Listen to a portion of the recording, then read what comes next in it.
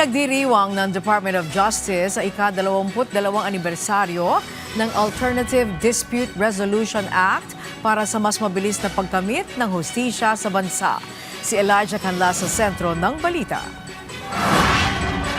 Sa ilalim ng temang Forge in Harmony, binigyang diin ng Department of Justice ang tagumpay ng Alternative Dispute Resolution sa nakalipas na 2 dekada. Ayon sa DOJ, naging kasangkapan ang batas na ito para sa pagpapalakas ng adaptability, diversity at resilience ng ating legal system. Ayon sa datos ng Office for Alternative Dispute Resolution o OADR, umabot na sa higit 3,000 ang mga sinanay na individual mula sa iba't ibang sektor. Nakamit din ng Department of Justice ang 92.5% na satisfaction rating mula sa mga kliyente nito. Inalala ni Attorney Jose Palaganas ang naging paglalakbay ng ahensya at mga pagsubok na kanilang nilampasan para maipatupad ang ADR. Our path has not always been easy.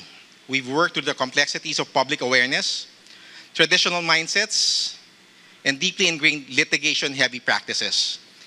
Yet we have faced those challenges head-on, ensuring that we have always put our best foot forward to showcase what ADR truly represents. Binigyang diin ng opisyal ang matagumpay na pagsasanay sa mga taong nagpapatupad ng alternatibong proseso ng katarungan.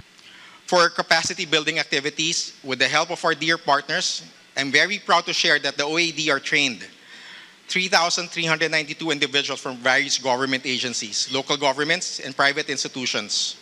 Sa katunayan, ayon kay Attorney Palaganas, mataas ang antas ng compliance ng mga executive agencies sa mandatory ADR reporting ngayong taon. Nakatutulong din ang makabagong digital system ng OADR para maging mas accessible ang serbisyo sa mga malalayong probinsya. We provide the resources online and it's easier because lalo na ngayon sa taas ng presyo ng gasolina, hindi natin kailangan pumunta mismo or makipag-usap face-to-face. Dahil dito, nabawasan ang gastos sa mga negosyante at mamamayan sa pagresolba ng kanilang mga di pagkakaunawaan. Nagpahayag din ng buong paninindigan si DOJ Undersecretary Raul Vasquez para sa pagbuo ng isang sistemang maaasahan ng lahat ng mga Pilipino sa hinaharap. The Department of Justice stands firmly with you as we strive for the full institutionalization of ADR nationwide. Whether you are promoters, policymakers, practitioners, or community leaders, we are united in this plight. You are the key to a justice system that remains flexible and resilient. Sa pamamagitan ng ADR, pinatutunayan ng pamahalaan na ang hustisya ay hindi lamang para sa mga may kakayahang magbayad ng mahabang litigasyon, kundi para sa bawat Pilipinong nagnanais ng mabilis at maayos na kasunduan.